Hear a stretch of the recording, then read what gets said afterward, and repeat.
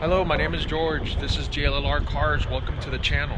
Today we're talking the 2019 Dodge Charger GT.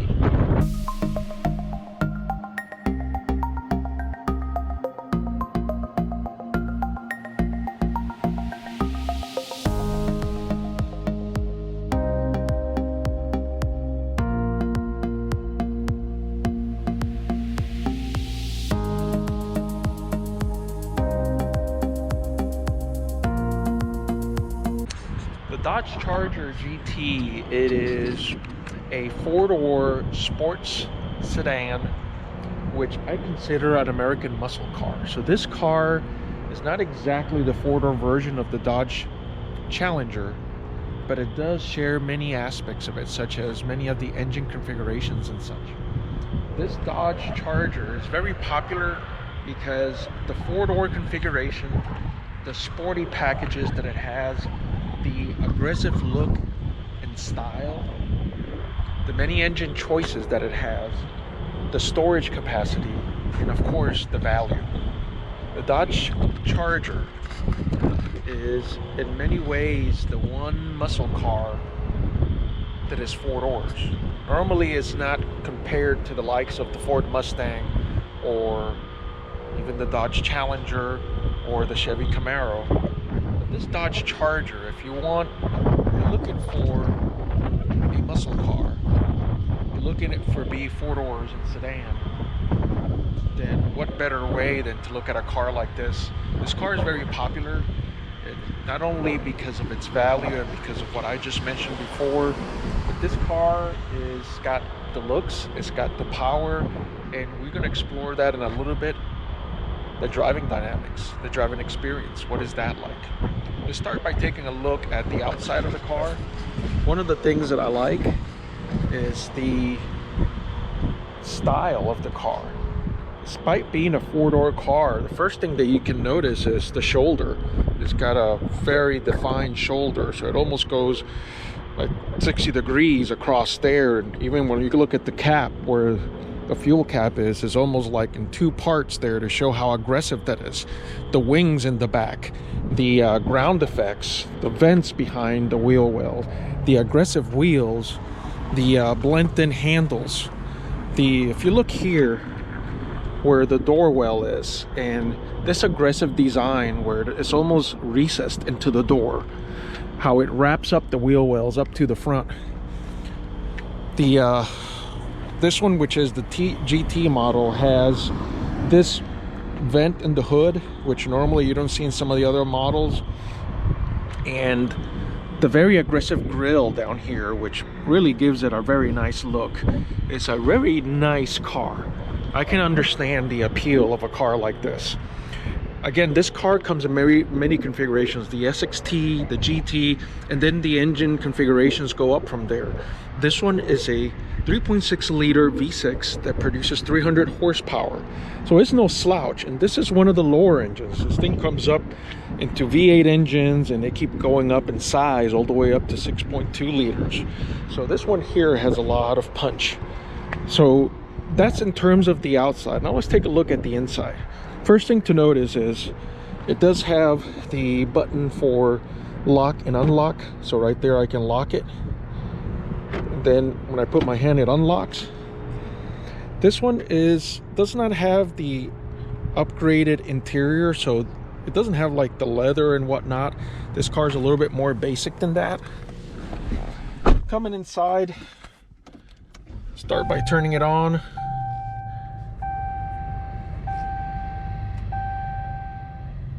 The instrument cluster, let's start there. The instrument cluster is very similar to the Dodge Challenger. And the Dodge Challenger is one of those parts that it shares, where it's got the two analog gauges and then the digital gauge in between, and that digital gauge can be changed with the controls here in the steering wheel, where you get to kind of press there and see how you can go from set up to stored messages, whether you have entertainment set up and trip information, fuel economy, performance, vehicle info, etc. Here on this side, I don't have a phone paired up, one of the things that I like is if you go into your apps, this by the way is the Uconnect. And the infotainment system Uconnect, as I've said in other videos, is one of the more functional infotainment systems that are out there in terms of all of the different features that you can get. It's got the projection manager, which is Apple CarPlay, Android Auto, if you connect it that way. It is not wireless. You do need to have a wire to do that. But if you go, for instance, into the performance pages, this is something that I wanted to share with you because I have not shown that in other cars. But this is worthwhile mentioning. In the performance pages, what it does is it loads different performance information, such as you can put widgets to look at what gear you are, what are the G-forces on your vehicle, how many horsepower the vehicle has, and then you can go into timers. If you're going to go ahead and measure, let's say 0 to 60, 0 to 100, etc., you can go ahead and set up various gauges. And these various gauges, if you look here, these corner icons means that you can go ahead and set them as favorite. You go to G-forces, it's got the big G-force meter here. You look at the engine, and then it has concentric circles to show various engine power, torque, and oil pressure at the same time when you're accelerating the car, like as in when I go like this. The dyno, how about that, guys? How many cars do you see with that? So for a car like this to have this much information, it is quite impressive. So from the infotainment system, the Uconnect, all of the apps that you can get, the media, and of course this one here, by the way, does not have navigation. But as I've talked before, you don't really need navigation if you can get Apple CarPlay or Android Auto. It is going to be more up-to-date maps anyway. And you can get functionality such as Siri or Hey Google to be able to talk to the vehicle and get you directions and turn-by-turn directions and whatnot. The gauges here for your temperature and volume controls for your entertainment are pretty standard. In terms of space, I've talked about this in another video. The shifter has the gears light up on the actual shifter knob. It's kind of straight shifter knob. The center not the center console, but the storage on the glove compartment is pretty big. It's got a shelf right there in the middle to be able to fit things in there. 2 cup holders, a little pocket there.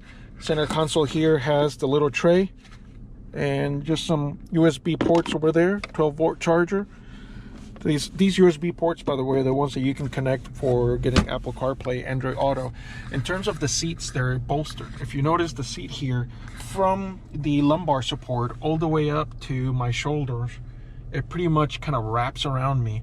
And again, these are not the upgraded leather ones, but I like the fact that they're bolstered because you really do need that in case that you're driving around and you just want the ability to keep yourself into the seat and not move around quite a bit. So I like that very much. Another thing I like, the paddle shifters. So you can go into manual mode. If I go here, go into manual mode there, then I have the paddle shifters to shift in between the gears. And last but not least, something that I've talked before, which is the buttons in the back of the steering wheel, which allows you to change volumes and modes. And these I like very much because you don't have to take your hands off of the wheel, and it is not as awkward as when you have buttons in your thumbs where you have to kind of aim like this. Your hand is naturally going to be in that position. So when you're driving, at least in the 3 o'clock and 9 o'clock positions, your fingers are going to naturally go there. Not much else going on in here. Now, in terms of space, this car, I have this chair all the way back. So if I go to my driving position and I measure there, and first of all, headspace is huge. I have probably about 5 inches above my head. So plenty of space here for a person that may be really tall. Let's take a look in the back. I'm going to show you the back and the trunk. Let me turn it off here. Take a look at the back. Sat there for a minute. Looking in the back here.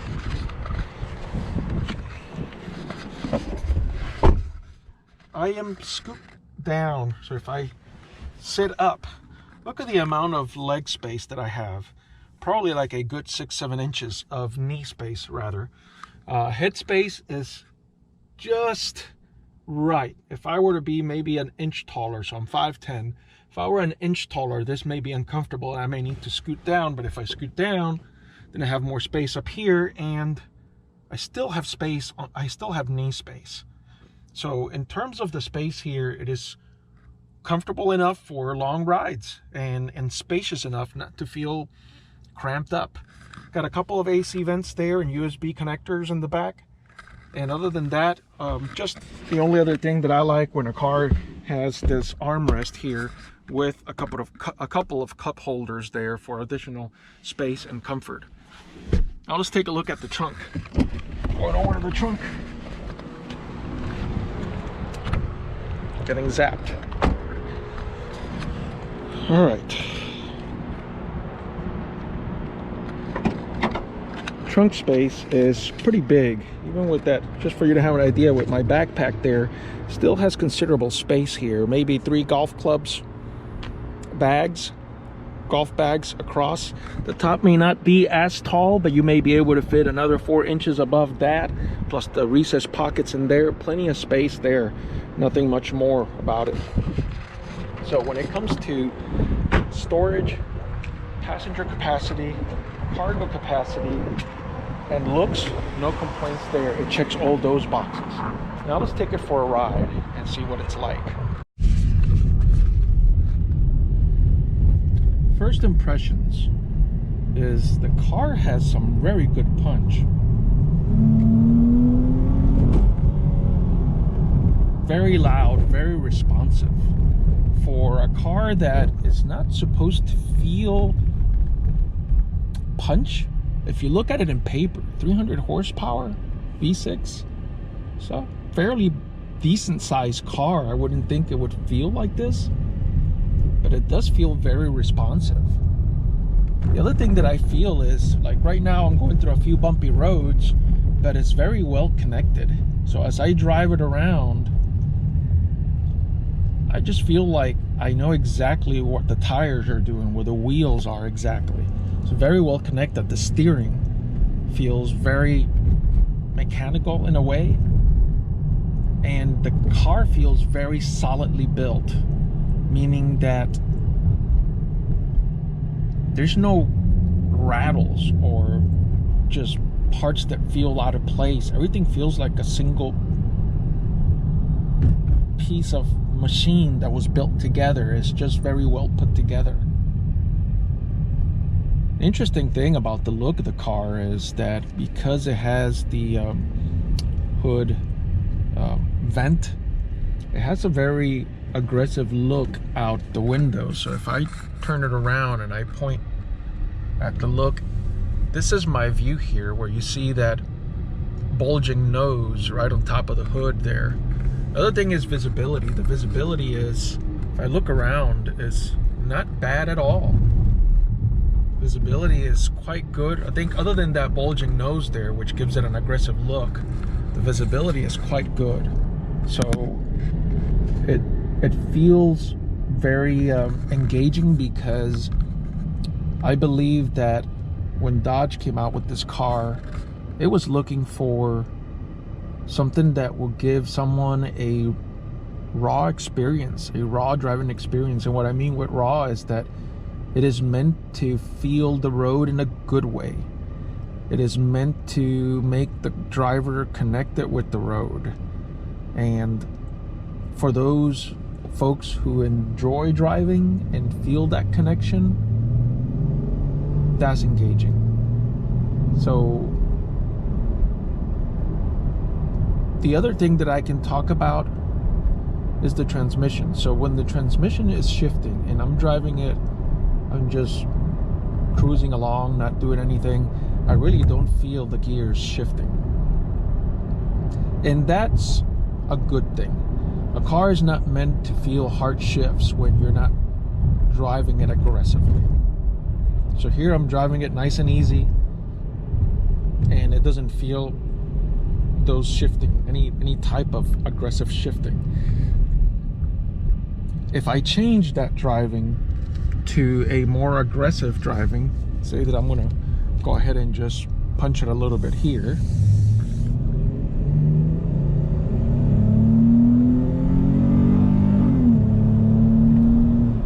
So there, I was able to punch it a little bit, and then I would feel the shifter change the gears a little bit,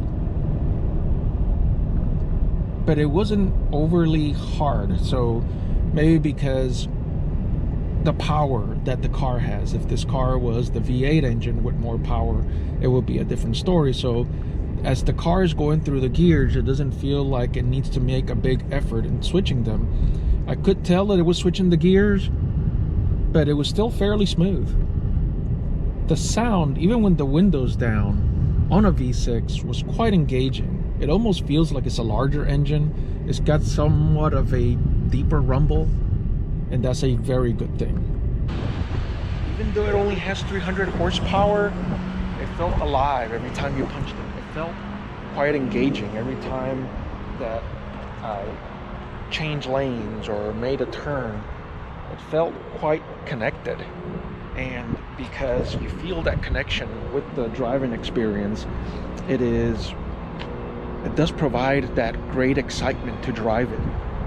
If you're looking for something that is quiet and refined, and it rides like you're in a cloud, and it's a different segment, it's a luxury segment. That's not what this is meant to be. It's not what it's meant to do. This is meant to give you that raw driving experience. So from that point of view, this car gets it done. It checks a lot of those boxes. I couldn't think of something more enjoying like this. If you could think of another competitor, American car, 4 doors that can do this, not one comes to mind. This is it. This is the one. Now let's talk about the value. A car such as this, configured with a V6, 300 horsepower, with the engaging driving experience, connected, loud, engaging, bold, spacious, and sporty looking, little over $31,000 base price. That is a great value. It's a lot of car for the money. And again, a lot of upgrades can be had, a lot of interior options can be put the leather and whatnot.